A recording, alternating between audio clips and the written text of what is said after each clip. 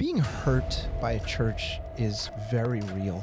Boston is not a place that's known for its revival. It's like, why would God appoint that pastor to be a leader? Yeah, the church is filled with people who are...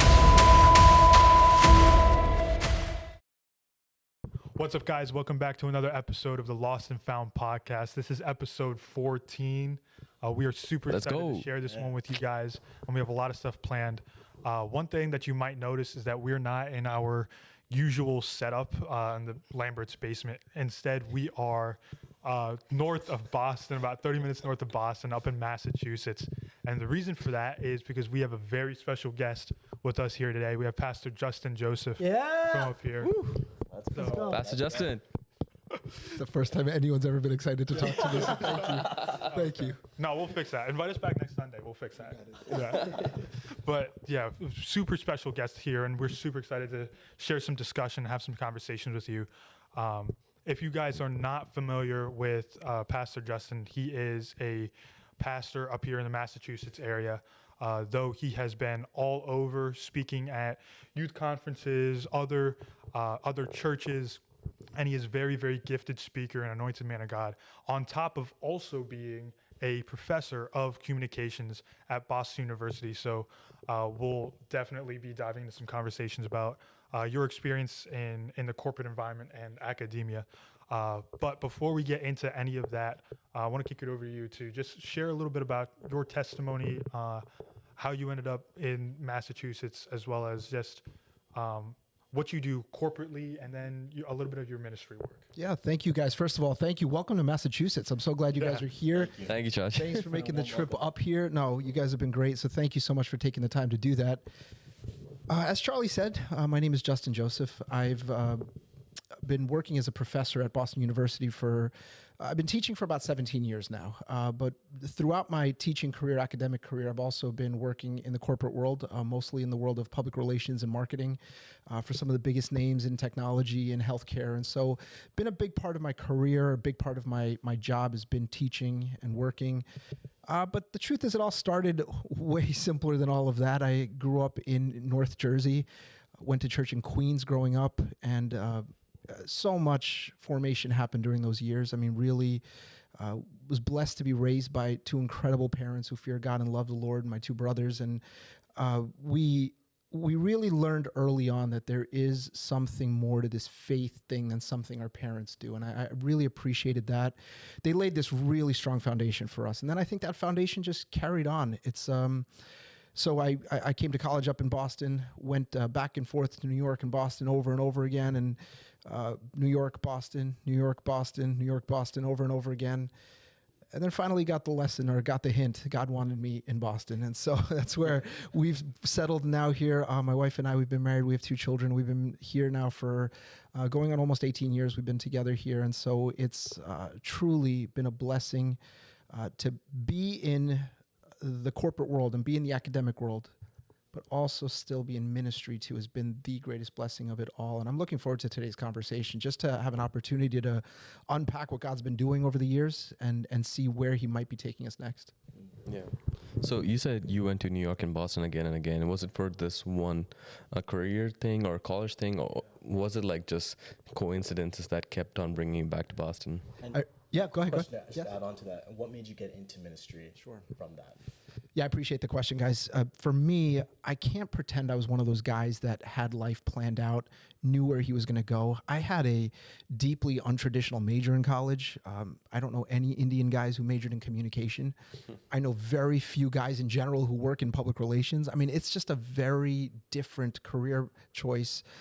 But for me, it was a lesson again, over and over again. Trust God and watch what he does. Just trust him. And I think for me personally, the Boston to New York back and forth was a lot of just, hey, God, I'm not sure what's going to happen next. I don't have things figured out. I mean, I could go deep into the story, but I'll tell you, my story starts in that regard with my senior year of high school. I was about to graduate and got accepted into a great university in New York, had a very large, sizable scholarship to go there.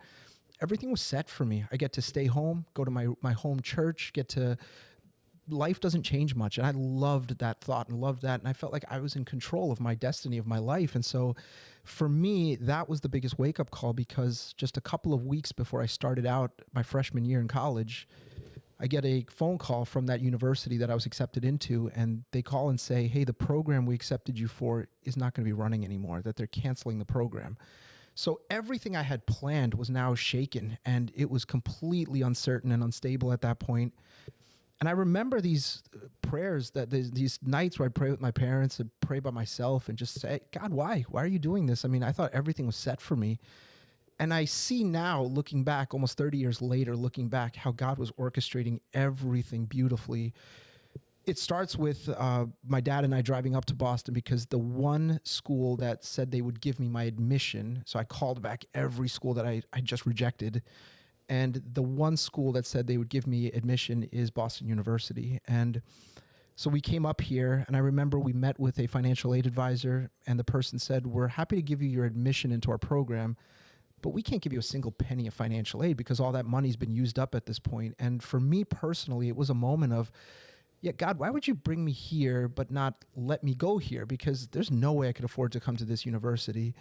And, you know, in the excitement of getting into the school, I kind of lost track of, wait, how am I going to pay for this? And we came back home, prayed for days again, and I had this urge to write a letter. And so I wrote a letter. Didn't know who to even write the letter to. I opened up an old book that existed that showed addresses of colleges. I found the main address for Boston University and just wrote the letter to the president of the university. I didn't even know his name. I just wrote the president, and I sent the letter. It was a letter saying, like, can you please give me financial aid? Can you please allow me to come to this university? I will do everything I can to make an impact on this campus, so please help me out. It's an audacious letter. It's a completely unlikely letter that anyone would ever open, let alone the president of the university. A couple of days later, maybe a week later, I got a response, a letter in the mail, and I opened the letter. The first words were, Dear Mr. Joseph, thank you for the letter that you sent me. I would like to personally pay half of your tuition. Wow. And it was signed by the president of Boston University. And so my first year at BU was paid for by the president of the university. And so it was I mean, if you don't want to call that a miracle, I'm not sure what else we can call that, right? It's truly something that's beyond my control or my ability. And so that was the first time God brought me to Boston. And it was the first time he was showing me that this is a place that I need you to be in. I need you to understand.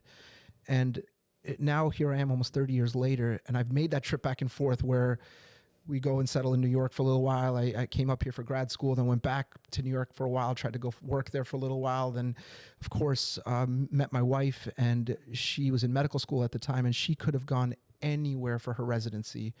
Of course, what city does God place her in? Boston. And so for the 5th or 6th time in my life, I moved back to Boston. And then even then, we were convinced. We were only here for a short season, maybe a year tops, or until she finishes her residency, 3 years, and we're done. But God had other plans. I mean, he's kept us here for 17 years since then. And so we know that, ministry, opportunities to plant a campus of a church, opportunities to go to seminary, minister on campus, minister at our corporate places, our hospitals, have all been a part of that. But again, that goes back to 1997 with God answering this wild prayer by this 18-year-old kid that had no idea what God had in store for him. So when you said this whole journey of you getting into this field that you're working in right now was a lot of back and forth and trusting in God and his plan. Where does the ministry start in this journey, and how did it start? Yeah, it's a terrific question. Let me look at it this way. I think from a young age, faith became very real to me, I think from a very young age. It wasn't just a ritual or something that I seen other people do. It became very real to me early, and I knew that. And I could see God was developing me and training me in certain areas and helping me develop certain skills that he needed me to develop. And he was doing it in a very long wilderness process is what he was doing it in, but he was still doing that, right? So I knew there was this, I want to be careful using the word calling, but there was this purpose in my life to go and serve him somehow. and especially to serve him using communication somehow was something that I felt like I understood that, I got that a little bit, and I knew that's how I wanted to serve the Lord. And so that was there. It was always in the background. Thank God I went to a church growing up that really fostered that gift. So many leaders, uncles, pastors that really just encouraged me, constantly told me, go, even if I'd mess up, keep doing it. So many opportunities that I can't even name how many great people were there along the way. So that burden's always been there. And I think the burden is a better way to look at it than a calling. There was no, hey, you are going to be a preacher here and you are going to serve there and you're going to be on a college campus doing X. It wasn't like that. It was day to day just trusting God for that day and then watching what unfolded over time. So I'll give you guys some examples of this. When I was in seminary, so we're here now in Boston, I'm thinking that my wife will finish residency in 3 years. We'll be gone after that.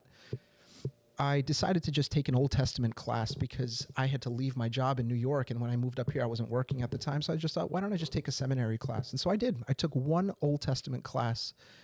And within 1 hour of sitting in that class, I knew, God, you need me to study your word. And so that started a new quest for me. Let me pour my heart into not only my work and being a new dad and all that other stuff, but let me go and figure out this stuff that's in your word. And so I completed seminary, did my master's in theology, and I'm thinking, wow, this is great. I'm so glad I have this. I can be a better preacher now. And that's what I was thinking.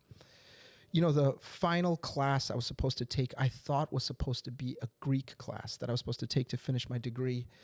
I mistakenly read the curriculum guide, which is kind of ridiculous since now that's kind of what I do for a living. But I misread the curriculum guide and I realized I still had to take one more elective too. I was so disappointed because I was so close to finished and I'm working full time. We have a new baby at the time. And I'm just thinking, I just got to finish this program. So I have to find a class that only meets in the evenings. That's a requirement at this point because I'm working during the day. The only class that's offered in the evening on the day that I could take it was a church planting class. And I'm thinking, I have no interest in this topic, but you know what? It gives me my elective credits and that's all I need. And I'm just going to take the class and be done. I took the class, passed it, did really well, but the entire time I'm writing these notes, taking everything down, thinking, I'm almost done with my degree is all I'm thinking. As soon as we finished that class, we prayed at the end of that class, the professor wrapped up the class. I now know I'm getting my degree. I'm done with seminary. Everything is finally finished. The very next week, we get a call from our district here in southern New England. And they say, hey, we have a church building that's sitting empty in a town called Belmont, and there's no one meeting there really anymore. We can either sell it to a developer, make millions of dollars selling it to them, or we would love to keep a church still going there. Would you guys ever be interested in doing that? And that happened a week after finishing that church planting class. And so it's not planned in advance. And then my wife and I knew right away that this is what God's leading us to do. He wants us to go this direction. And so that's, again, trusting God in the moment. And then we went forward and did that. Today, this week, that church campus is celebrating its 10th anniversary. And so that's, again, God's goodness in these areas of our life that we think are meaningless, right? A class, an elective, who cares? But how God is orchestrating in all of that. And so for me, I knew I wanted to use the skills that God had given me, but I also knew I needed to develop those skills. So seminary was important for that. I also knew that I wanted to make sure that I was doing it in a way that was God honoring and pleasing. And so I had to think about the way I manage my time, the way that I think about life, the way I manage my home and my parenting, and all of that stuff has to fall in line with that gospel that I'm going to preach. And so, that's where it all came from. And then opportunities to minister just kept popping up, maybe preach here, go and serve there, go and travel to this country and preach there. And thank God, wherever he's sending me, I'm just trying to be obedient and go right now. Yeah. So would you say you didn't have a plan B? It was all just whatever plan A is, you have to run through it. Because I know a lot of people, especially people who love planning everything out from top to bottom, they want to have a plan B as a backup. Yeah. In your case, was that how it went? It's a great question, Larry. Let me think this through. I would say I don't think I had a plan B. I'm not really a plan B type of person. It tends to be much more of a, this is what I'm going to do, or this is what God's pushing me toward, right? I feel motivated in this direction. And if it doesn't work out, I mean, I still trust the Lord, right? God's still on the throne. And I think there's still this sense of security and peace, this it'll be okay feeling that I think I operate with, maybe a little too much sometimes, but I think I do. You know what I'd say to the planners who are watching or listening right now? I think that's a gift. That's a skill to be able to plan, to be thinking through contingencies. And I think in the kingdom of God, there's so much space for that, right? I mean, if you're planning a capital campaign to raise money for a new church building, if you're planning events at your church, if you're leading major ministries, that planning heart is critically important, right? But I think for me in these types of stories and these types of situations, I think I just fall back on this, that I don't control my life. And I think I just fall back on that. I have so little ability to control anything. And I think the older I get, the more aware I am of that. And that has led me into making these decisions where, look, God, if you're leading me to teach, I'm going to teach. I'm going to give you my excellence. I'm going to give you my time, my energy, and I'm going to see it as a place where you're calling me to minister. God, if you want me to be in the corporate world, all right, fantastic. I'll do that. I'll do it with excellence. I'll put my time and my thought into it, but I'm never going to lose sight of the fact that you're also called me to be a certain person in those places. And so, yeah, I think I'll lean heavily into maybe not a plan B, because I trust that God will do something through plan A. Yeah. So since like you've been in Boston, you said for the last 17 years. Yeah. Has there at any point during that time span where, through your ministry, where you felt like you weren't reaching as many people as you wanted to, Yeah. or like the connections in your ministry weren't reaching as far? And Yeah. obviously you said, right, in those times, like you still trust in God. And I guess my question would be, how did you like carry yourself in those moments and then progress forward through that? Yeah, that's terrific, Joel. So, I would say this to anyone who wants to go into any form of ministry, whether that's serving in your local church, or whether that's, thinking about children's ministry, Sunday school, thinking about music ministry or worship teams or whatever it might be. Always look at it as, this is God putting me in a place that he needs me to be in, to be faithful to him in that place, right? Then the pressure of converts or winning people, all that pressure starts to subside a little bit, because he's just asking me to be faithful in that situation, right? The Holy Spirit does the work. We're just there to move that forward, that work a little bit more forward day by day with our relationships and with the word that we are given. So I'll tell you, first and foremost, there are a lot of seasons like that, a lot of seasons of what am I doing? Why am I here? What's the point of this again? And that frustration is real, and it's completely normal. In fact, there's this book, it was called the Bible, filled with people like this, right? It's just constantly of a people who face deep frustration because of slow results or God not doing what we thought he would do. And that's a constant theme in scripture, right? And so that's where I would say, if you face those seasons, you're in the right place, because that's what God's building in you during that season. I always go back to God anoints David as the next king of Israel and then sends him back into the desert, into the wilderness to watch sheep, right? That's not kingly work, right? It's the opposite of kingly work. And God knew he wanted to develop him in those obscure private moments where you're out there by yourself with a bunch of smelly sheep. That's what God wanted to do. And so I look at it this way: if God has you anywhere doing anything, just be faithful in it, do it well. He'll take care of the results, and he'll take care of some of that deep frustration and teach you over time that it's okay. And I can give you so many examples, but there were days in the early days when we opened up that new campus for our church where we would come home sometimes just be like, what was that? Like, it was like, we're so used to the excellence of a large church service and so many gifted people serving together. And here we are in this new setting with very few people, very few, great musicians and great preachers. And that's just very little of that. And then you'd walk out of some of those services and go, I don't know if we reached anyone. I don't think we did anything well today. But now you look back and you're like, no, that's not what God was calling me to do. He was leading me and pushing me to first develop me a little bit, but also figure out how to reach people that are harder to reach. And I've never been in a setting like that. I grew up in an Indian church where everyone was a deep, very, very well thought through believer. And here I'm coming into a setting where some of the people are coming directly from a local psych hospital that's in that neighborhood. Some are coming from drug addiction and very, very serious poverty and homelessness. And they're walking in through those doors. They need to hear about Christ, but this kid in a suit and tie is not going to be able to do that. I have to figure out how to reach those folks. And so a lot of times it was the desperate situations that taught us how to communicate better. Yep.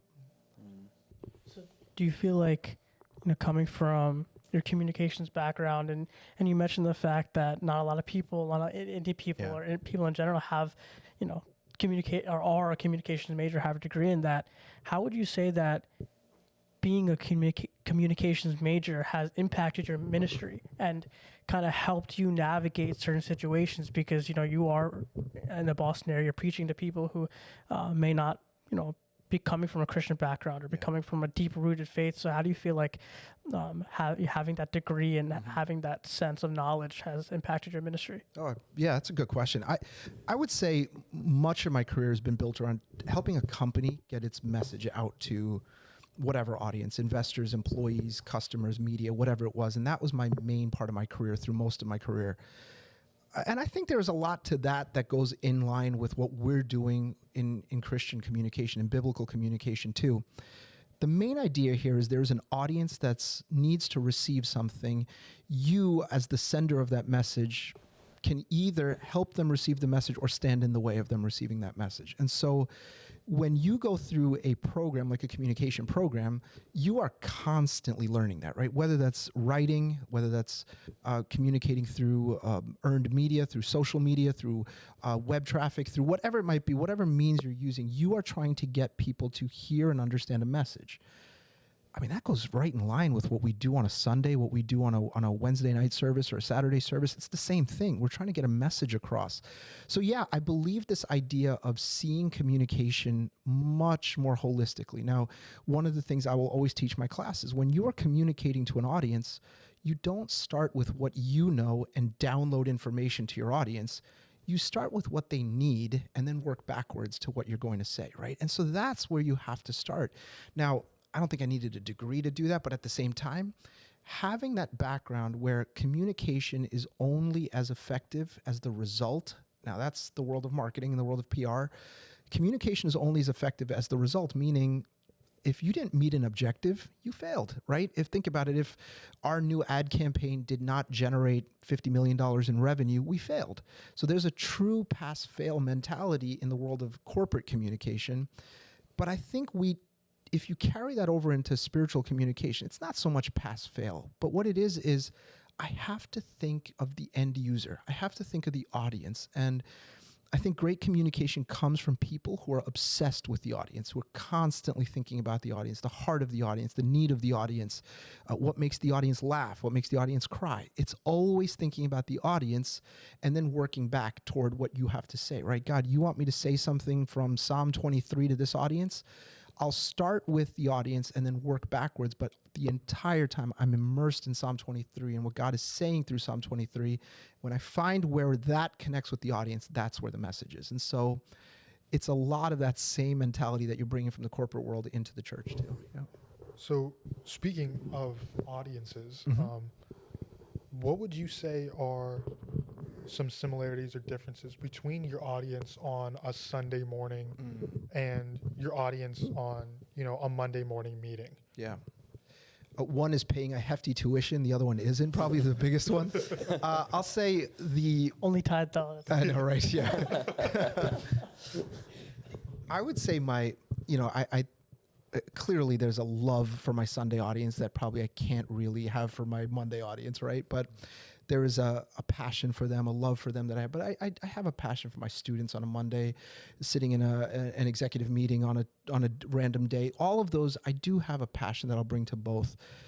But I'll say that the similarities far outweigh the differences here. And I think that's important to understand. I mean, one, God puts us in every environment to be him in that environment, to be his representative in that environment. And so the way I carry myself in front of my students really matters, because there's no way that I'm going to help them find healing or find Christ or find deliverance in the situations they're going through in life unless I build trust with them over 13 or 14 weeks in class. And that has to be evidenced in my words, in my body language, my behavior, the way I behave toward them.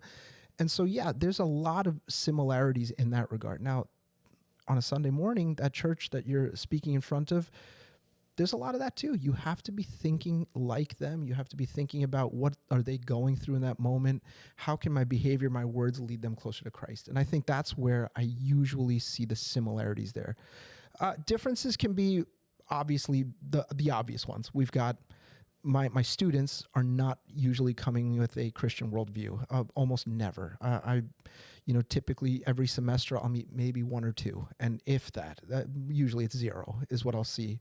And so for me, it's realizing that their worldview is very different from mine. And so I have to understand that that's an opportunity for me to love them and in a very unique way, to love their soul, to think about them as not just students or ID numbers, but to think of them as people that God has put me in front of, that I can truly educate and teach, but I can also be a person that they can come to with their problems. And in rare cases, maybe even pray with them if they ask, try to think about how to converse to them about very difficult scenarios that they're going through.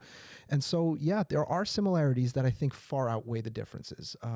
Of course, the church audience, the one that we minister to here in Massachusetts, tends to be varied also. You'll have some very strong, lifelong believers, but by and large, you won't. Most of the people we minister to are fairly new to the faith. And so for that reason, it's thinking about teaching. You're constantly thinking about how do we start at the basics and work our way up in terms of foundations for each of them.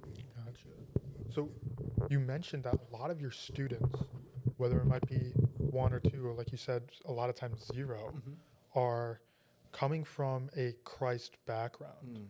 If you had to guess, I'm sure it's a complex issue, but if you had to summarize it, why would you say that is? Is that an effect of college? Is it an effect of the area? Something else? Yeah, if I had to guess, I would assume most of them are not coming from a place where they grew up in faith, right? So my domestic students, yes, it's a possibility. But with many of my international students, they're not in a context where they may have even ever heard of Jesus beyond a very superficial level. So I don't think many of them are coming with that background. Then let's take the next step of what Charlie just said. We're in Boston. Boston is not a place that's known for its revival, and that's not that's not a secret. One of the greatest revivals in American history started in this state.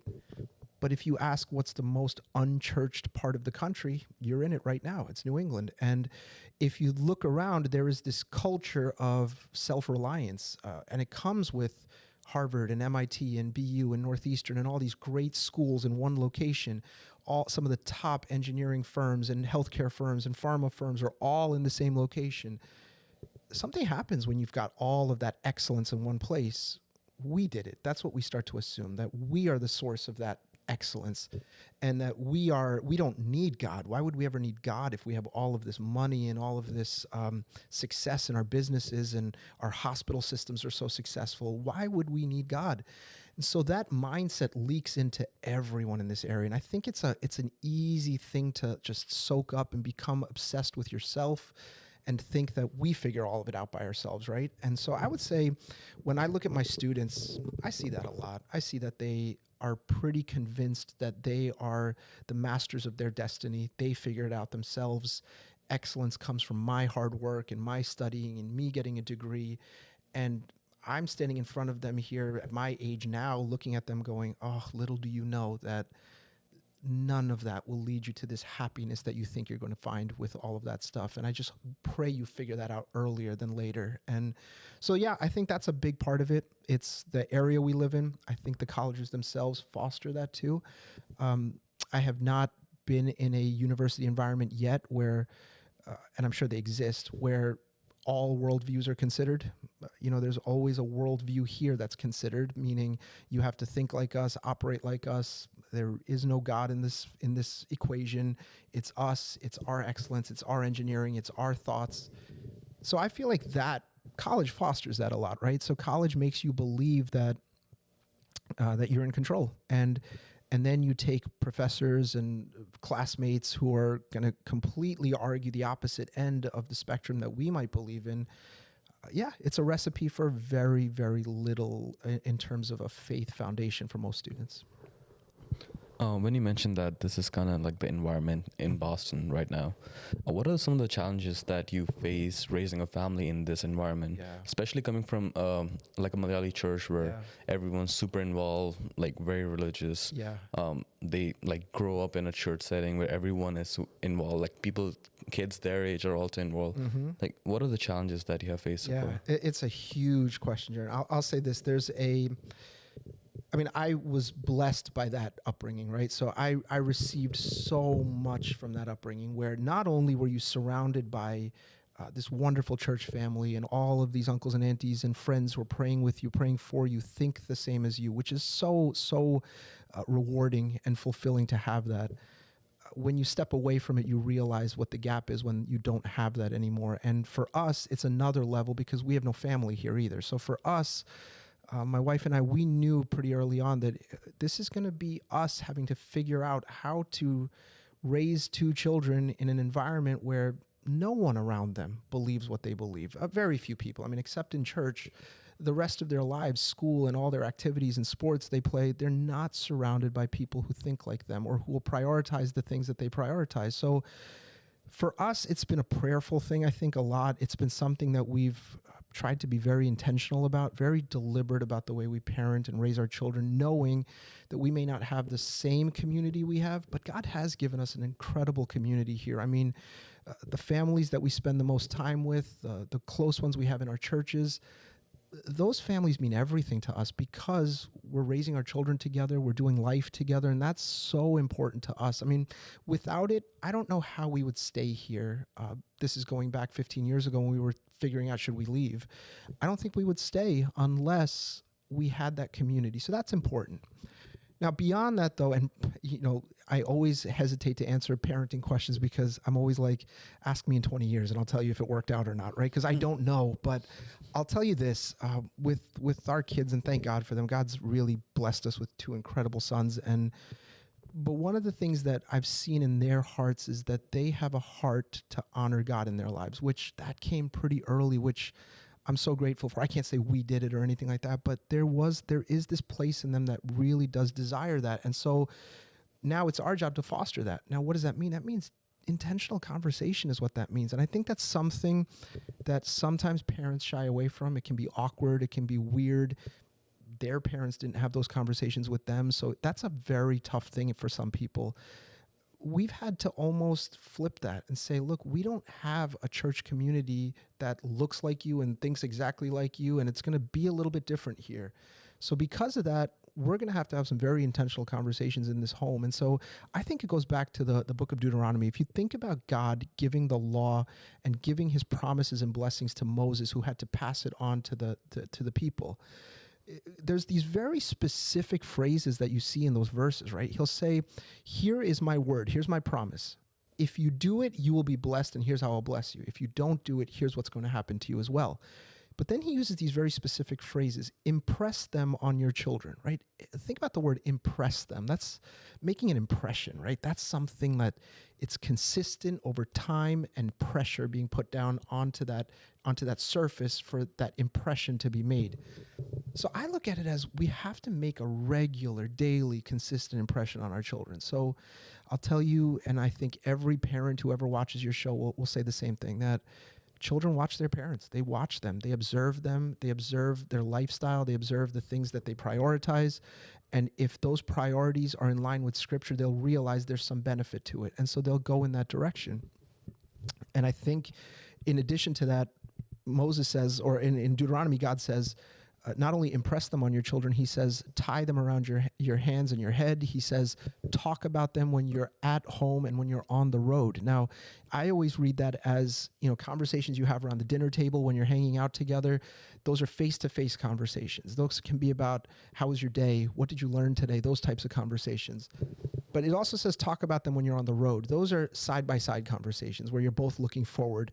Those can be a little more awkward sometimes because you don't have to look each other in the eye when you're having those talks. And I can't tell you how many conversations take place in the car or take place around simple questions that I get the kids to open up and talk about. And it's real life-giving conversations that start from the simple ideas. I want them to understand why something is true, right? One of the things I'll say is sometimes parents, we struggle with communicating the why to our children. Why do we follow God? Why do we trust him? And so what parents do is just kind of go through the motions of, let's just go to church and you'll figure it out. Go to Sunday school and you'll figure it out. When I think God has placed parents with this unique ministry of reaching their children and praying for their children in a way no one else can pray for them.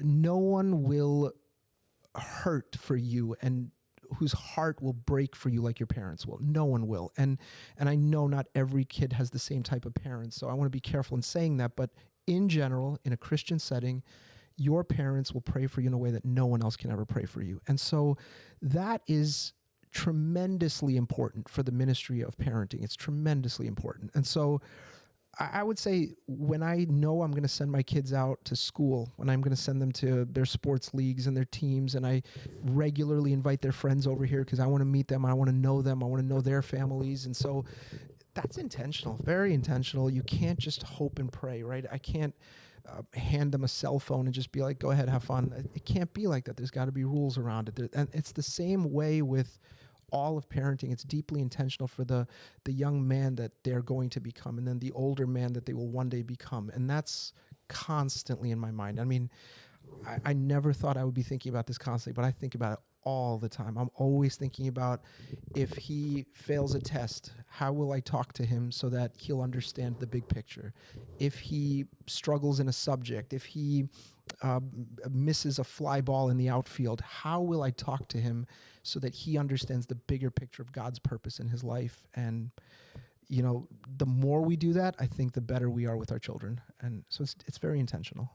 So yeah, it really sounds like it goes back to that proverb of if you bring up your children and raise them in the ways of the Lord, that even when they are old, they will not turn away from it, right? Like you mentioned, that you want the foundation that you're giving your kids to be able to last when they are, a young adult, an older adult, when they have families of their own. And you also mentioned that because of the environment, you have to be very, very deliberate about the conversations that you're having with your children, right? Both you and your wife. And I feel like they are, I'm sure, maybe they realize it now, maybe they don't, but I'm sure at some point they will. Just how blessed they are to have parents who are willing to have those honest and open conversations where they are direct and the expectations that are being set for them are very clear. Because I feel like in minority communities, all of our experiences in the Malayali community, but we've seen where that line of communication is not open. Either it's vague or there's a weird power struggle that's not clearly defined, or there's some issue with that line of communication. And it harbors all sorts of feelings of resentment, superiority, and it just makes a mess of parental relations with their child, both between the parents and from parent to child. So I would just ask you, like, from what you've seen, is there anything that we could do, whether we're young parents, whether we're all children, in terms of improving our communication from one generation to another, so we can fix some of the mess that we've made and maintain the good things we've got going? Yeah, it's a terrific way to look at it. There are a lot of good things going, right? So we want to build on those good things. And parenting, and speaking to your audience who might be parents right now, or young parents, or maybe soon becoming parents, I would say those parents really have an opportunity to set the standard for their parenting, set the standard for their children early on. In this house, we will talk. In this family, we will go on walks together. In this family, we'll go get ice cream together and we'll talk. In this family, each parent will take each kid out once in a while and go and have that conversation. So that's stuff that we can do, especially for the young parents who are listening. That's something we can absolutely do. But that takes a very intentional mindset of, like Charlie was saying, I'm not raising these kids to be better kids. That's one of those things that we do as parents. I'm raising these kids to be God-honoring adults down the road and really lead more people to Christ and find a great spouse. And then maybe one day, if God blesses them with children, to be a great parent and maybe even a grandparent. I've got to be thinking big picture because that's how God's looking at those children, right? And so I think sometimes parents, what we do is we get into this rut of daily grind of, I just need to survive today. I have to work 2 shifts. I have to do this thing and pick up this person and go and take this person somewhere. And that daily grind, that survival, which is what many of our parents had to struggle with, right? And many parents were of the older generation had to struggle with that grind. But in that process, something was broken in the lines of communication. There were too many of us who faced that, who saw communication struggle between parents and children. And there wasn't always open lines of communication. There was that power struggle that we talk about where I'm your dad or I'm your mom and you have to do this because I said so. And it became a much more of a you do instead of a why do you do. And let's figure that out. Let's explain that together. And I think that was a big part of it. I mean, I also grew up in a time and a culture where what other people thought about your kids mattered more than what your kids actually did, right? And so that culture can be very toxic. It can be very, crushing to a person's growth and development. And so there were a lot of issues with that too. Now, I'll also say that parents have an opportunity, even if the standard has been lowered over time. They have an opportunity to change things. Any day could be the right day to come to your children and say, hey, let's talk for a minute. And it's going to be weird and awkward for both people, but it's not too late to do that because it can lead to some really important conversations. Now, what happens when your child is growing up and is ready to choose a spouse, for example, and you are on the sidelines their entire life, and then suddenly you want to inject yourself into that decision? It's going to be really hard to do that. You're not going to understand why they're doing it. You're not going to understand the motivations behind anything. And so parents being intentional is a big thing. And then if I could take a second, speak to the guys your age and the young women your age, there is an opportunity. Sometimes parents struggle because they didn't have parents who ever talked to them, and they didn't ever see that dynamic ever exist. And so can you imagine doing something and you've never seen it done before? It's much harder to do it. And so with parents, they'll probably struggle and think in their minds, I talk to my kid way more than my parents ever talked to me, right? And they'll assume it's successful. But if a child walks to them and says, Dad, Mom, can I talk to you about something? It can change the dynamic. And sometimes, not always, but sometimes it can be on a child to be open, right? And sometimes it's harder. I'm going to speak especially because there's 5 guys sitting here right now. For guys, it's harder. We don't tend to be open. We don't tend to really want to communicate to our parents, especially if they say, how was your day? All we want to say is good and go do something else, right? And so that's the dynamic that we've created, right? We've created that structure. If we can be intentional to flip that a little bit and start to say, hey, Mom, I want to tell you about some things that happened today. And you can start to increase the communication volume, and then they will do the same. And so I do think has to be intentional, though. You can't just assume that it'll happen or it'll happen at the right time. You have to make a deliberate step toward it. Yeah, and I feel like, and this thought just occurred to me where, it really shows how impactful that has been, especially coming from you, because I don't know if I do want to clarify, I am related to Pastor Justin through my extended family on my father's side. And I'm not sure if we said it on camera, but I call you Justin Chachin. Yeah. And a lot of people don't like that because he looks like he's 32, but he's not. He's a lot older. He's 22. He's 22.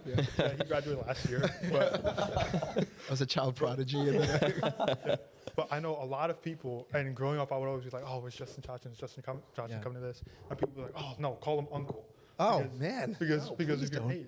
But then I've been thinking to myself, like, why do I call him Justin Chachin? And part of it is because maybe it's in my subconscious or otherwise, but I've seen how you interact with people my age in our family, and people younger than me, people older than me.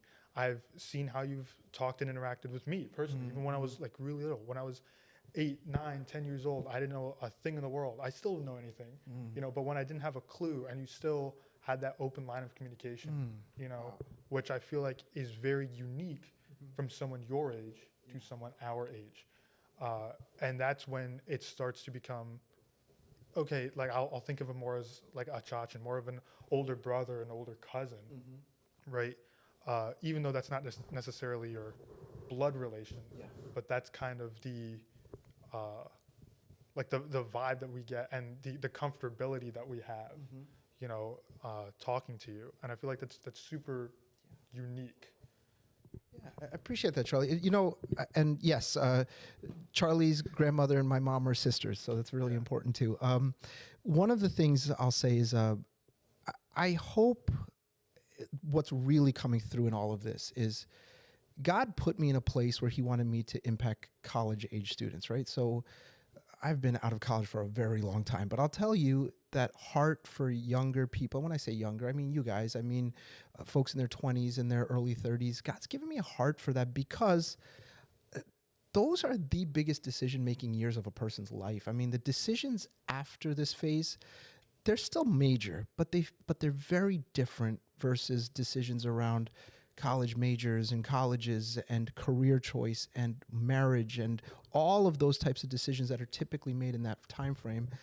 And some of the biggest mistakes and issues I've seen in my life have been people who make those decisions at that age range and then struggle with those decisions for a long time.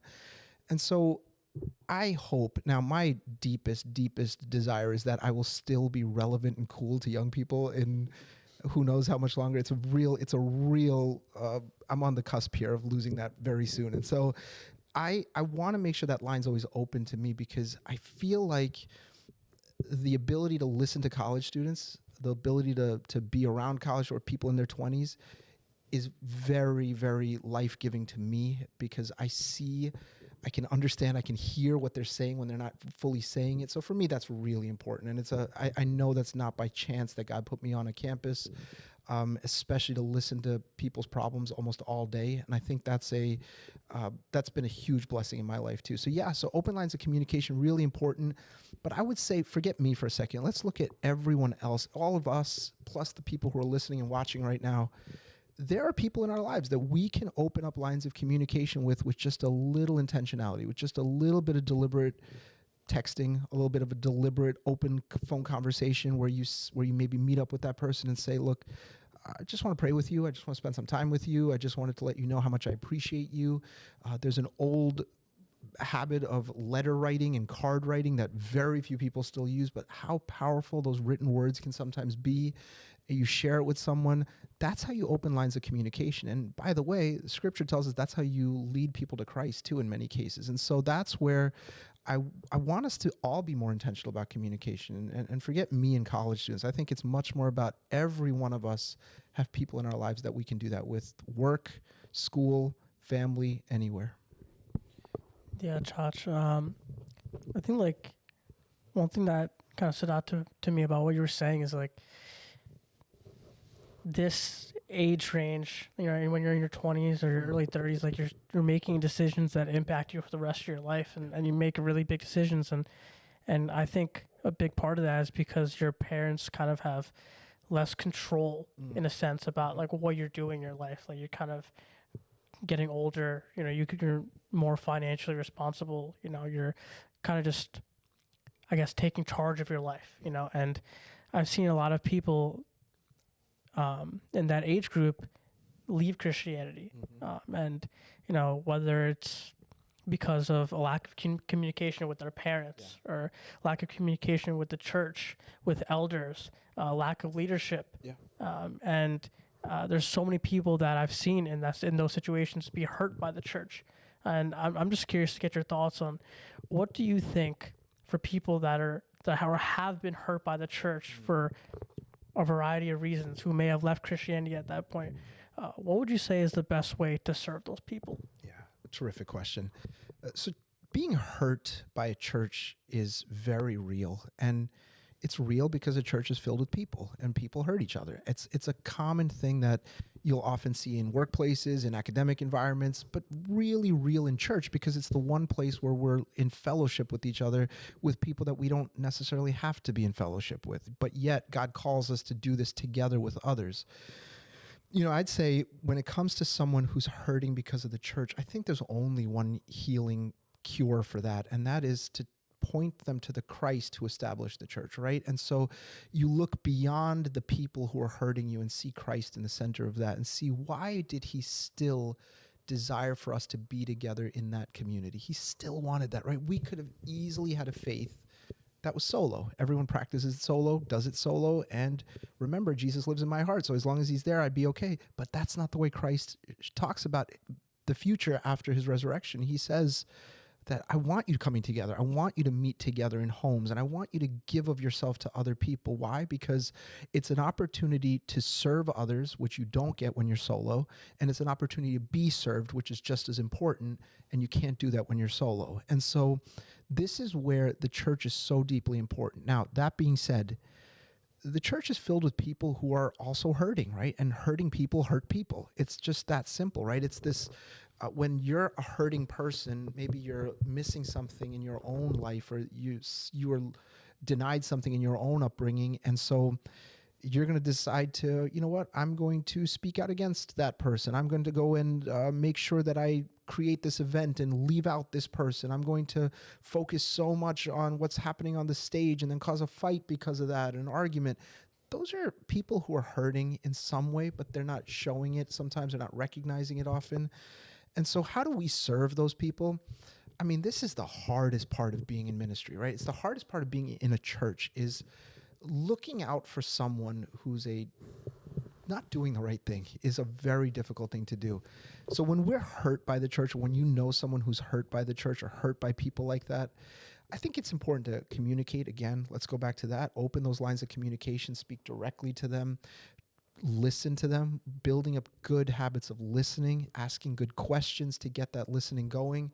But then I think the biggest thing is we have to point them to Christ. And this is what, I mean, you were just saying this, Joel. You're saying that we're, people in their teens and 20s often leave church. I mean, that we have so much statistical data showing us that, yes, that's true. That people in their 20s, especially once they hit college age, just stop believing, stop going to church, stop practicing their faith. Now, we also have some statistical data that many come back later. But let's talk about those 20s, though. And a lot of them, yes, there are going to be many of them that just looking for an excuse to leave, so they're going to point to the hurt. Yeah, I'm sure that happens. But there are others who are just going to say, look, I did not see what this book says I should be seeing, meaning I didn't see a bunch of loving, caring, kind, generous people living in community together, trying to serve the world around them and try to lead people closer to Christ. I didn't see that. So whose fault must it be? It must be those people's fault. When we're doing that, we're often forgetting that we're the same. We do it in our own way in so many regards.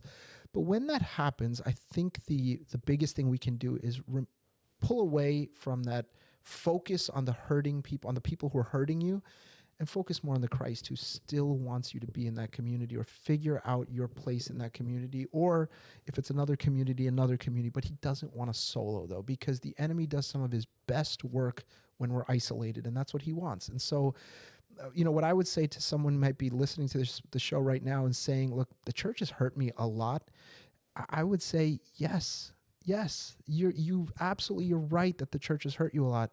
Now, I want you to think through as a next step, so what does that mean? Is that my call to leave God, though? Is that my call to separate myself from God?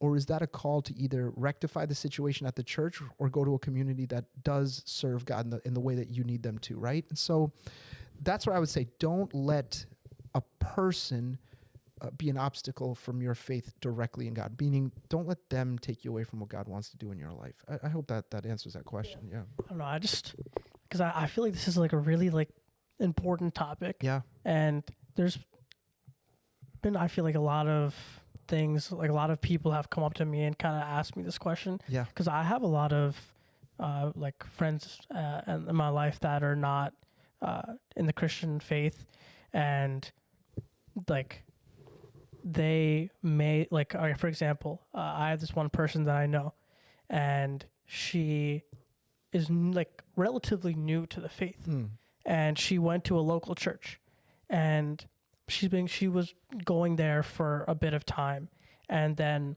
the main pastor of that church, he ended up getting into like, how do I phrase this, like child pornography. Oh wow. Into that, like he was involved in like that type of stuff, and like hearing her like tell me that, it's like really disappointing. Yeah. And obviously for her as a new Christian, like this is the first church that she's going to. Yeah. Like I mean, you know, if I was in her position, like, yeah, of course I'd have a bad connotation of Christianity if that's the head pastor of the church. Yeah. So I don't know. Like, I feel like in those situations, like when I think it's different because when it's like just one member of the body Yeah.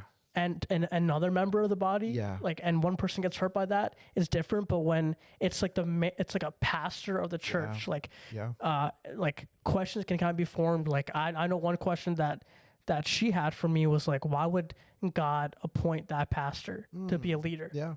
And I'm not gonna lie to you, I had no idea how to answer that question. First of all, that's a horrible situation. And for her to see that as her first example, doesn't that speak volumes to all of us, how our actions have consequences? I mean, it really does tell us that whether that was the pastor or anyone, that's going to have consequences, and especially a new believer, because the assumption is that this God of the Bible is so good, wouldn't his people live a certain way? And when his people don't live a certain way, we start to assume that God isn't so good, is what we start to make the correlation to. And one of the things I would encourage her is to, I mean, it's in her relationship with Christ, this is going to be something that she will see. And I think it's okay for you to say that sometimes stuff like this will happen. It's rare.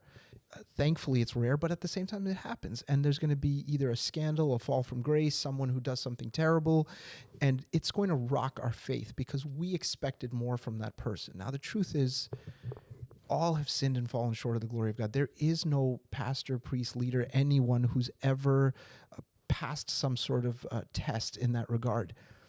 But at the same time, I think, one of the things I would say to her if she were in the room right now is just tell her that your faith is not dependent on him, what he did, right? His behavior is terrible, right? And the question of why did God appoint him? Now, I want us to be careful with some of that language because, he was likely called to salvation. He was likely someone who met Christ, encountered Christ like all of us have walked in faith with Christ, studied God's word, spent time in scripture, grew in his faith. But there's this one part of his life that he was hiding, right? This part of his life that he was keeping in darkness, not allowing the light of the gospel to shine on that part of his life. And not only did that rock his faith, it rocked the faith of many other people around him. So I don't want to say God appointed him as the pastor of that church and then he did this thing, right? It's God appointed his servant, a child of God who was following after God. God gave him the ability, the skill. This person grew in that place, but there was still a place of darkness in his life, right? And so that's on him to recognize that. That's on all of us to recognize that and deal with those dark areas, right? He wouldn't be the first pastor to sin. He wouldn't be the first pastor to fall from grace. I mean, we see that on TV, on the news every week almost. The one thing I'll constantly say is our faith should be grounded on something so much more steady than that. In fact, that fall from grace shows me even more why I ground my faith on Christ and not on a person, right? He never fails. He never falls. He never sins. And that's where it's even more, it's this sense of peace knowing that that's okay. People will fall, people will have issues, but at the end, God is still in control and God is stable, and for that reason, I trust him. The question is a tough one, I think, to wrestle with, but I don't think it was God who led him to sin. God created him, put him in that right place, and he chose to sin is what that was, right? And that rocked other people's faith. And so it's kind of weird to point the finger at God in that situation, I think, yeah. Does that help, Joel? I'm not sure if that's... 100%. Okay. Thank you so much. I feel like another aspect to look at when it comes to people who have been hurt by the church or people who have negative views of the church is this, and we've talked about it on the podcast before, multiple episodes, this idea of, gossip and how that affects the church body, because it's what I've noticed, especially talking to some of my friends who are non-believers, is we understand it, and our perception of when we say gossip, we can almost all think of an immediate instance of where it happened in the church. But it's like, this is not a problem that's contained within the church, as in it's not only Christians that can see the gossip problem in the church. It's also people outside. There's so many stereotypes of Christians that they are judgmental, and they turn to each other and they gossip about their own, and they gossip about people outside of the faith as well. This is a well-known stereotype, regardless of whether you're a follower of Christ or not. Yeah.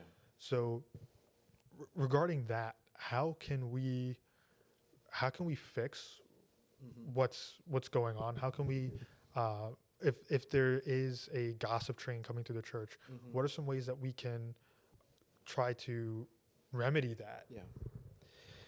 Yeah, it's interesting because we like to do a hierarchy of sins, don't we? We like to say like there's tier 1 sins, tier 2 sins, tier 3 sins, and gossip will be like a tier 19 sin in our minds, right? We think of it as this not a big deal, so what, that type of a thing. And that's not the way the Bible talks about it, though. I mean, the entire book of James is deeply devoted to this topic, right? Where he says the tongue is a fire, right? This one small muscle that can destroy an entire nation or destroy an entire organization. And that's how we have to start looking at it. I think this is a wake-up call to the church. I mean, one thing that we as preachers can spend more time on is studying passages that talk about the dangers of the tongue, that this is not a simple sin. It's not a small thing, right? Because not only, and we just talked about it a second ago, this idea of like what one sin does to the reflection of Christ in the entire body of Christ, but gossip does the same thing. It's not, I mean, I don't want to equate and say gossip and the stuff that we talked about a minute ago are the same thing. That's not what I'm saying here, but I am saying gossip has a very toxic place in all settings. I'll say that in my work settings, I've seen that too. But in the church, it's different because we are on the same team here. We're actually serving one God with a purpose in this world. We're a team. We're here to do something together, right? And gossip destroys that ability. And so, one of the things, and I'm trying to hold myself to a higher standard on this because, and I think this is something we all can do, is when we hear it, how do we respond to it? And starting to check yourself on that area. Now, maybe we're not going to fix auntie in our church or uncle in our church. Maybe that's not going to happen. That's between them and the Lord on that. But what if we could be a generation, and I mean a generation that truly manages gossip in a way that no generation ever has, right? Where you hear it and you squash it. You don't let it go beyond you, right? That you just keep it there. Or if you want to be brave enough to say, like, yeah, let's leave him alone. Let's not do this because this is going to cause problems in her life or in his life. It has to get to a point. The way that we sometimes talk about more visceral sins, the way we talk about pornography, the way we talk about lust, we talk about it as stopping it with our eyes or stopping it with our, like, that's how we think about those sins. But with our mouths, we don't really think about it that way, right? We think of it as it's permissible as long as I don't get caught, right? That's how we look at it. Now, it's probably what we need to start changing in our own mindset is when you get that text message on the group thread or when you get that person who tells you something at church, to let it stop with me. And I think I'm trying to do that more and more. I feel like that's something as I got older, I realized more and more how, hey, maybe this is a place in your life where you are, you're missing out because you're not seeing your own flaw in this area. And I think that's what we've done in the church also. We've built a hierarchy of sins and gossip is at the bottom. And that is not true because it actually poisons the church from within. It poisons people. And do you notice Charlie's question? He said it poisons the way others see Christianity. There's a stereotype involved now. Think about what we're saying there. It poisons the way other people see Christ is what it does, right? That's what we're really saying here. And my words can poison the way someone else sees Christ. And I don't want that to happen. So I think we do have to have a mind change. I think it starts with you guys. I think it starts with people who are listening right now who say, nope, this is it. Those messages stop with me. They come to me, but they never get past me. Or when I hear it, I will not repeat it. That type of a mindset I think we need to bring into our lives more and more. And I think we need to hold each other accountable on that. That's where our group threads have to be more accountable, where especially Christian group threads or group chats where we're saying to each other, somebody says something, hey, did you hear about so-and-so? And we stop it. We just say, hey, man, not here. Let's not do this right now. Or no, this is not probably the best place for this. Or you message him separately and say, let's not do this. Can you delete that message? And we've got to hold each other accountable to that. That stereotype doesn't change unless the behavior changes. If you were to apply that in a corporate setting, it's kind of different because you're dealing with bunch of different personalities coming from all different sorts of backgrounds.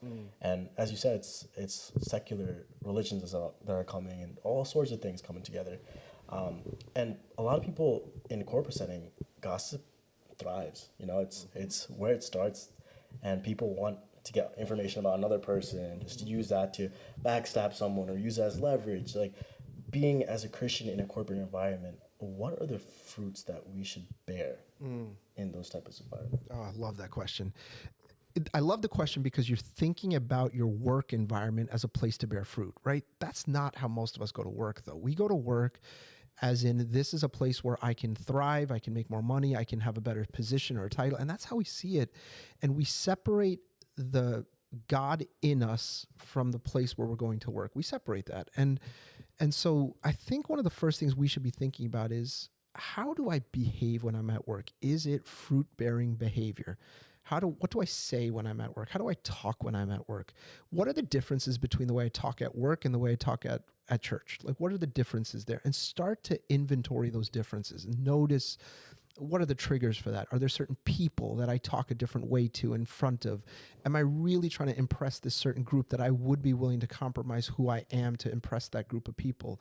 And as you do that over time, we'll go use that word deliberate. We're getting deliberate about who we are when we're at work.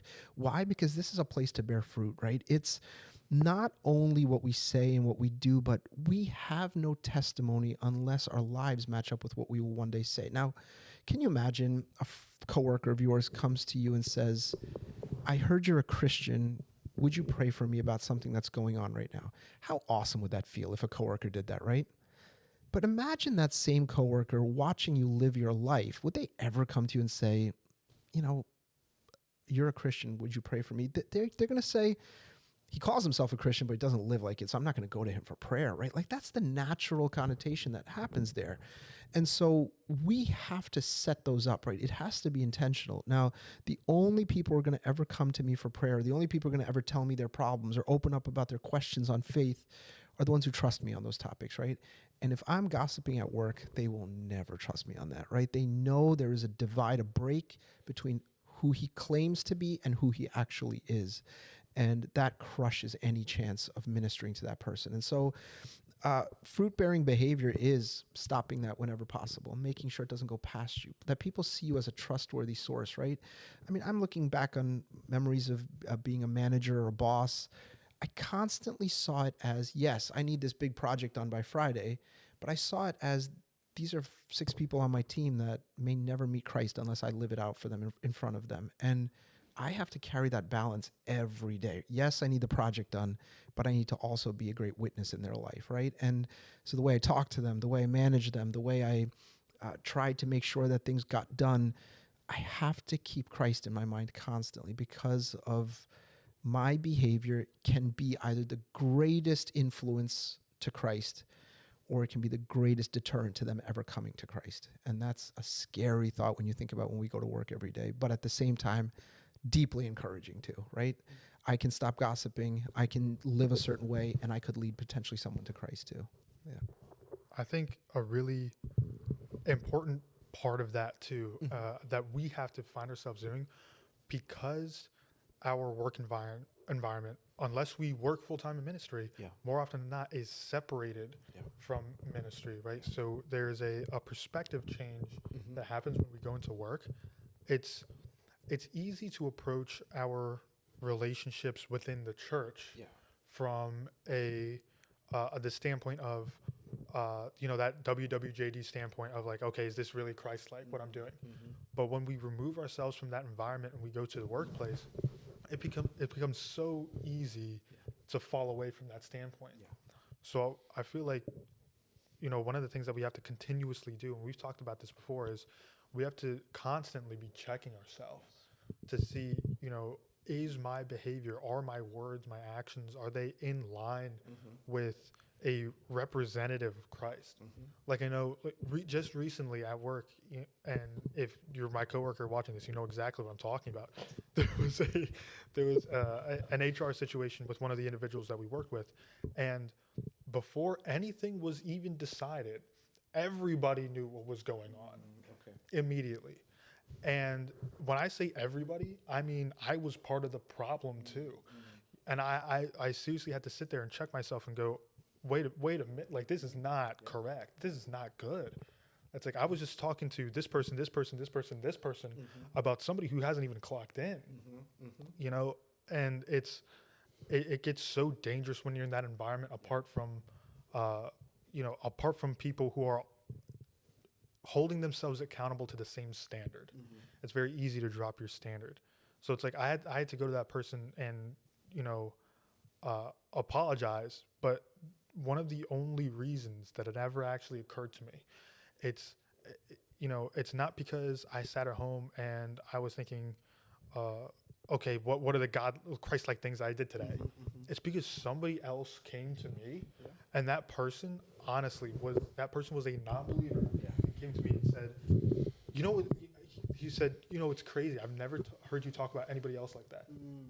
And I'm like, whoa, man, okay, no, you're right. This is bad. So what would you say is the best way to try to maintain that standpoint? Because you can go in on Monday morning with this idea of, I'm going to be super Christ-like today, and everyone's going to know that I'm a Christian just based off the way I walk and the way I talk. But then by Friday, are we still going to be approaching things with that same fervor? How do we maintain that? Yeah. So how do we go from being fervent to saying that I want to be this strong Christian on Monday and then keeping that going through Friday? I mean, I think part of it is, what's our practice? What's our habits going into a workday, right? I mean, I would look at it as each workday is this unique opportunity to minister. So I've got to start my day in a place where I'm ready with that mission in mind, right? And so that means that time in God's presence in the morning becomes critically important every day, because it gets my mind ready for what I'm about to do. I'm not just going to go fill out spreadsheets or see patients or do something on a work project. I'm going to go represent Christ at my place of work. And so that requires a heavy mindset shift each day. So I think devotion becomes a big part of it too. There's also this, lack of a better word, there's an urgency that's missing in a lot of us when it comes to seeing our workplace as a place of ministry. It's a very deep urgency that's missing, because what we see it as is, that's just my place where I go to work, and that's it. And I separate it from my other parts of my life. When the truth is, Christ is saying that, hey, get your heart and mind ready each day to go into that place and do something for me, or at least think about me when you're there. And you'll see a major difference. I feel like this is Joseph's life in the Old Testament. He was a household manager. He was a shepherd. He was a prisoner. He was a warden of the prison. He was governor of Egypt. It's all different positions.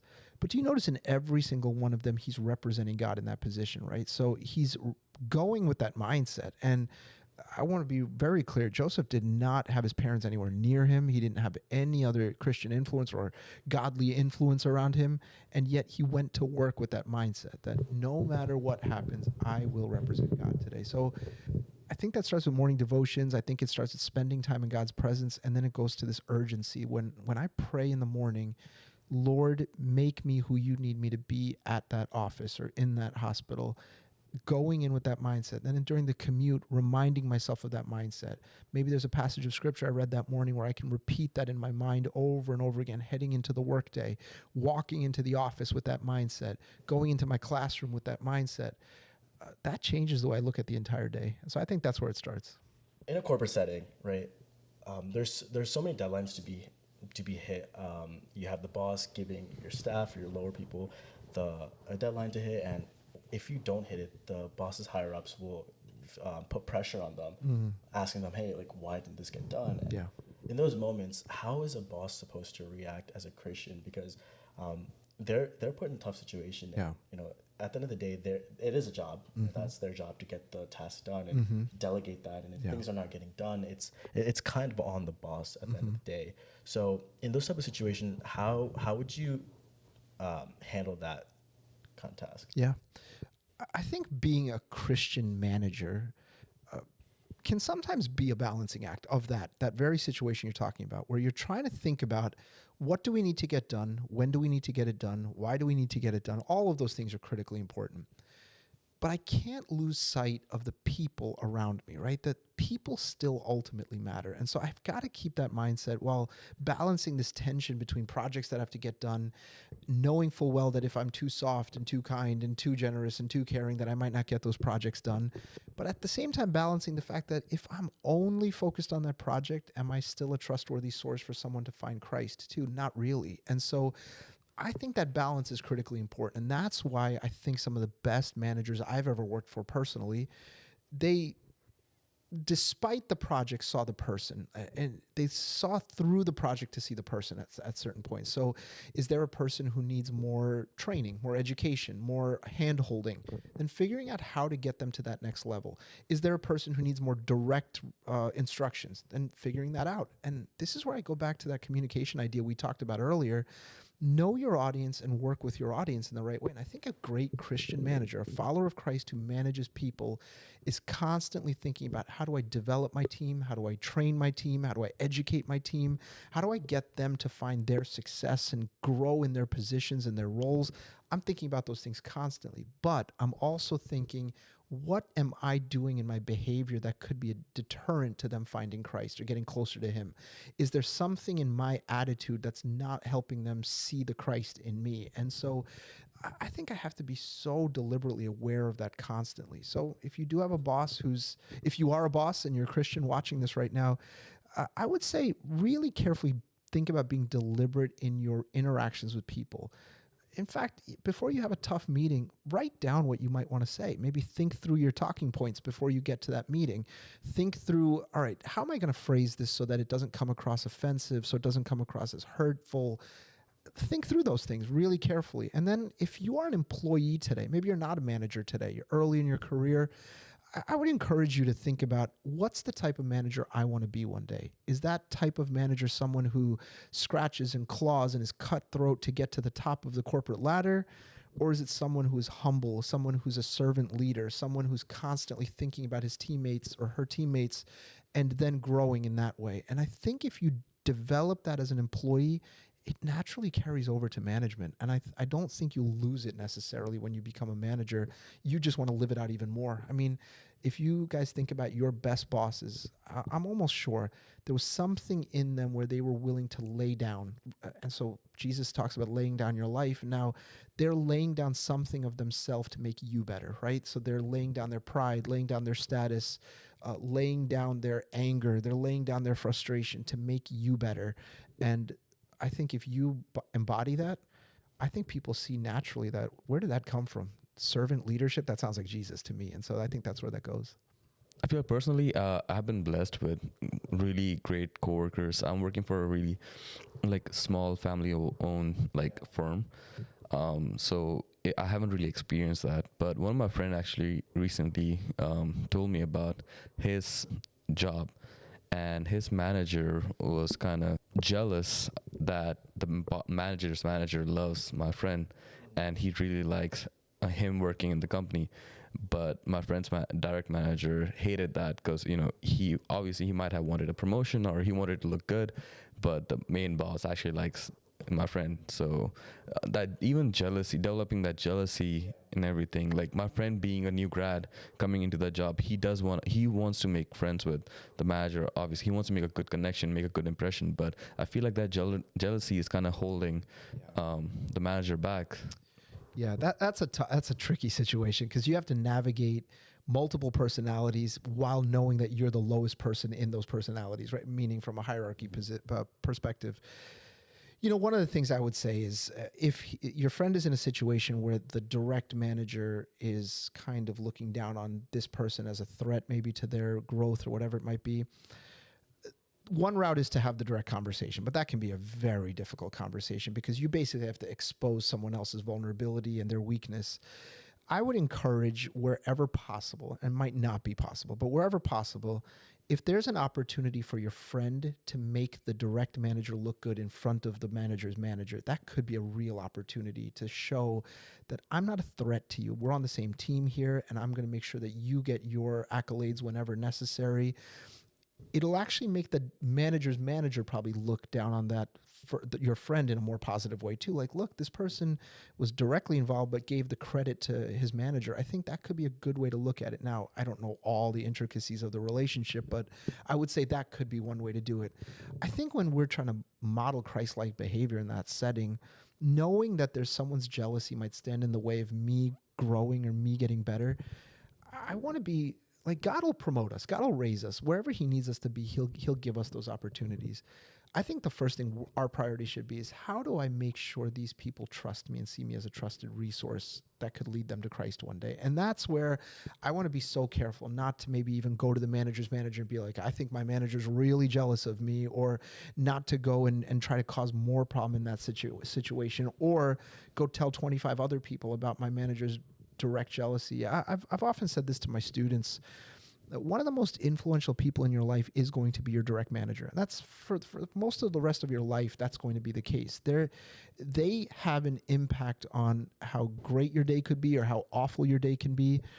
So learn all of these behaviors that you find weak in a manager, and then make sure that when you become a manager, you're not employing those behaviors, because that's where you can have an even greater impact on people, right? And so I think that's where, for your friend, I would say, do your best in this scenario, meaning be excellent, of course. Try to give credit to your direct manager wherever possible. Let that direct manager know you're not a direct threat to that person. You're doing your job to make them look good also. I think that's important. And then at the same time, if ultimately it came to a very awkward situation, maybe you would have to have a conversation with the manager's manager and say, look, I think the way you favor me is hurting our manager's perspective and perception of me.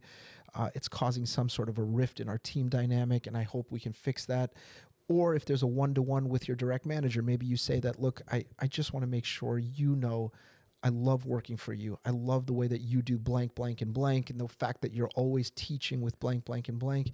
I hope you will see that I enjoy working for you and learning from you, and I am not in any way trying to go around you or anything like that.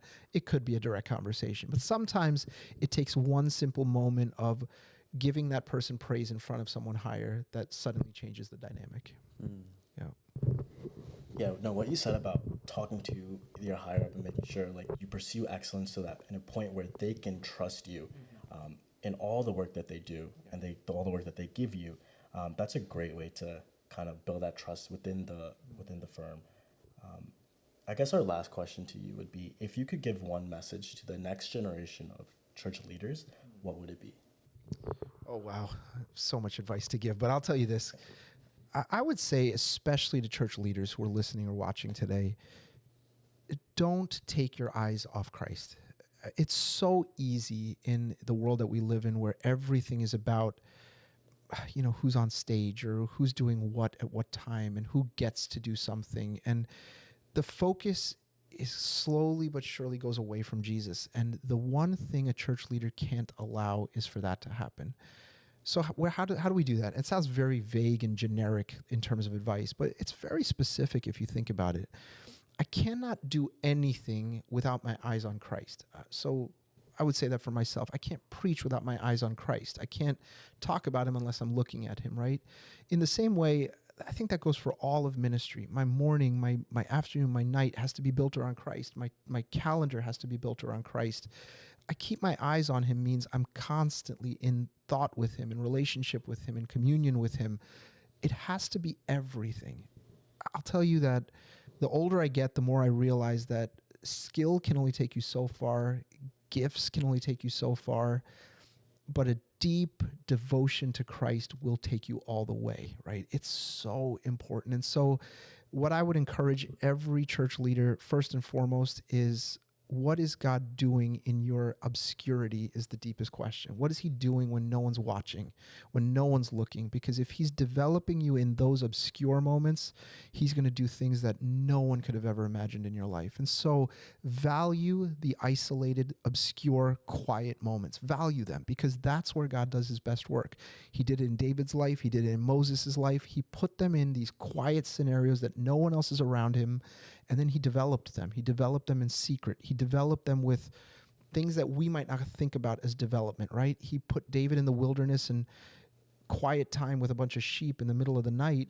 it's a perfect time to learn how to write music, sing songs, play the harp, practice with a slingshot, right? All of those things that David was able to do, these public successes came from a great private life, a quiet life that was right. Now, David also messed up in his private life, right? So it tells you that's what we have to value. What we do when no one is watching matters so much. And to every church leader, future church leader, to every one of you who are watching or listening today saying, I want to one day be in youth ministry or church ministry, or I want to be a great evangelist one day, or I want to play the keyboard or play the drums.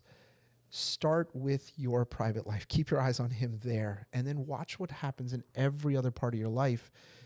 You'll notice God in everything. So now suddenly when I'm in a public moment, it's easier to talk about God. When I'm talking with a friend, it's easier to talk about the Lord in those moments. All of those happen first in your quiet time, and then it happens much more publicly. So to every young church leader and future church leader, I'm sure there's a million of you out there right now. First, keep your eyes on him. Let Jesus be the center of every decision. Let Jesus be the center of every day. Let Jesus be the center of your calendar. I always say that where your intentions and your calendar meet, that's where you really are. That's what you really prioritize. And so if you're going to say that, yeah, I'm a Christian, I believe in Christ, but your calendar doesn't reflect it, your schedule doesn't reflect it, then it's probably not true. It's probably something you say to yourself to make yourself feel better. So start there. Start in the quiet time. Start in the time priority on Christ. Start by giving. Generosity is a great place to see where your heart is. If your heart is willing to give, you'll notice that you have a closer and deeper relationship with Christ. So be in those places where there's practice, where there's discipline. Be in those areas first and foremost. When you grow to love Christ, the rest of it starts to make so much more sense. The ministry part comes so much more naturally because you see people the way Christ sees you. So I hope all of us can keep that in mind. Let's keep our eyes on Christ first and foremost. Everything else will fall into place. Absolutely. And I think that it really bleeds into everything that we've been talking about, right? It's especially prevalent for those church leaders, but it's also something for us to keep in mind, when we're operating outside of ministry, when we're, being that son or that daughter, being that parent, right? Having difficult conversations, raising children, right? We have to keep our eyes on Christ. When we go into ministry or we go into our workplace, when we're delegating tasks or receiving tasks that have been delegated to us, right? Or speaking and conversing with our peers at work, it's all about keeping our eyes on Christ, right? So I do want to say, thank you once again, and we'll say this a million times over. Thank you for giving us the opportunity to talk with you on the podcast. It's really, we've had a wonderful conversation here, and I'm sure I have a feeling that, this is going to be a continued conversation and discourse even after today. But yeah, it's been a pleasure to have you on. Definitely, yeah. Thank you, guys. Yeah. I am so grateful to you guys. I'm grateful to what you're doing. I know I've said this to you when we were not on air. I told you the same thing. It's what you're doing is tremendously valuable. You are setting an example for many, many future believers who are wondering, well, I don't preach, or maybe I don't play an instrument. What do I do? And you're showing them that you don't have to fit into the molds that everyone has always fit into, that you can find another way to share about faith and talk about faith and have conversations about faith. And you guys are demonstrating that for a lot of people that you've never even met yet, that young people who are going to be watching this 10, 15, 25, 30 years down the road, they're going to watch this and say, I remember those Chachans who did all this way back in the day, and they're going to be encouraged by this. So keep it up. I'm so grateful that you guys even thought of me. I'm old and not interesting, so you guys even wanted to have this conversation. So thank you for being here. Thanks for coming up to Massachusetts too. I hope it was a great trip. No, thank you so much for having us. I mean, we thought you were 30, so I love that. I'm almost 50, so it's 30 sounds good to me. I'll take that. No, but this has been such a blessing for all of us in more ways than one. Like even hearing you, the way you talk, being a master, like expert in this field of communication, like hearing how you talk and address certain topics, how you navigate the questions and stuff, it has been such a blessing for all of us, because this is something that all four of us are willing to want to grow in. Yeah. Like doing this podcast is something that we are working on in our communication skills. Yeah. And you being an expert in that, you have been such a blessing for us in learning it more in that field. Yeah. So we really appreciate you giving us this time to talk to us about it. Absolutely. Yeah. And I mean, just our journey and our growth and what we're doing here, and you know, even looking up at this and seeing that Lost and Found logo, it's not a sense of pride for any of us, but it's a sense of just humility, because it's by God's grace and the fact that we're getting the opportunity to be here, to go up to Massachusetts and be able to have this conversation with you. You know, you probably don't even remember, but I remember first hearing you at ICPF in 2019, and I never thought like 6 years from now I'd be in your home doing this podcast. So I'm so glad. like, it's honestly, it's by God's grace, and you know, we say this in every single episode that we record, but it's just true. Like, we're not scholars, we're not anything great, but it's just by the hand of God and the fact that we can do any of this. So we really appreciate you coming on, Josh. We love you so much. Yeah, Thank you. my pleasure, guys. And then seriously, I look forward to where God takes you next, because if he took you from a basement in Pennsylvania to other states, what does the future hold, right? This could go anywhere from here, and I'm looking forward to that ride. And whatever I can do to help you guys out, I'll always be there for you too. Thank you. Thank you so much, Josh. Like Jaron said, you know, it's been a blessing to have you on, and we hope everybody's listening. You know, it's a blessing to you as well, however long this or how many parts this comes out to be. And I always say this in pretty much almost every podcast, like if you have any questions or you have any thoughts or anything, don't hesitate to share them with us, whether it's in the comment section of a post or it's in, you know, the DMs of our podcast account or even our personal DMs or phone numbers. All these lines of communication that we've been talking about throughout this episode are open for you guys to share your comments, your questions, anything really. But with that, I feel like that's what we say at the beginning? Episode 14, right? Episode That's a wrap. 14. That's a wrap. What do we say? That's a wrap. That's a wrap.